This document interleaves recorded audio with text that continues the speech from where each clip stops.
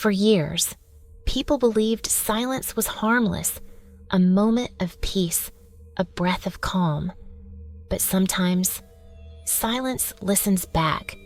My name is Ethan Cole, and this is the story I never wanted to remember again.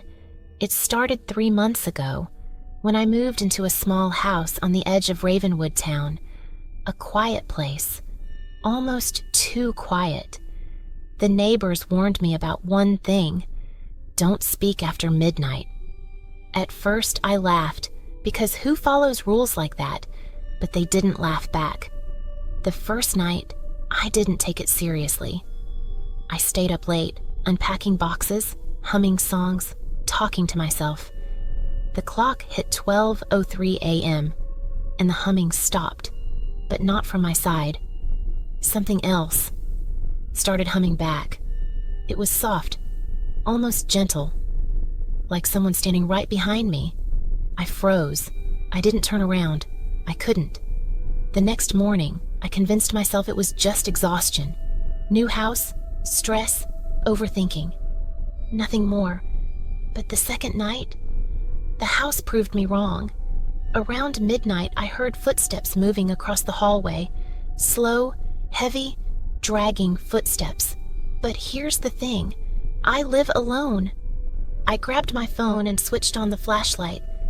The light barely reached the floor when something whispered right next to my ear, "Don't talk when we're awake." My heart stopped. My breath vanished. I didn't scream. I didn't move.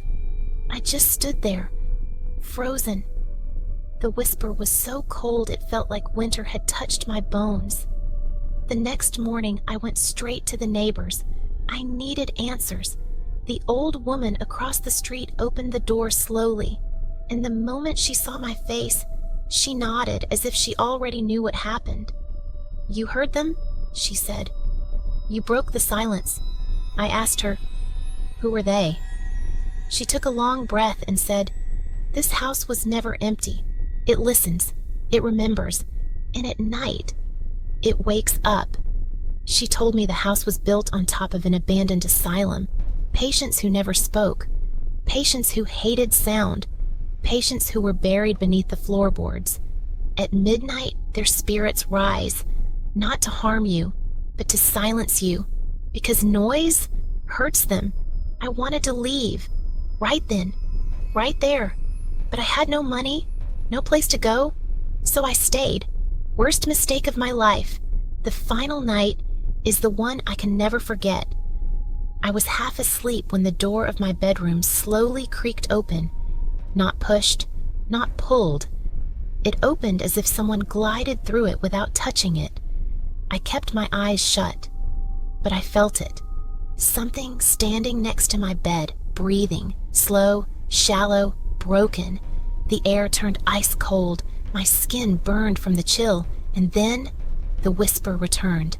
But this time, it was angry. "We warned you. You spoke.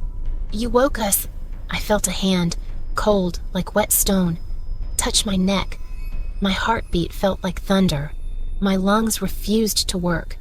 Then the whisper said, "Leave before sunrise, or stay with us forever." I didn't wait a second. I grabbed my keys, ran out barefoot, didn't even look back.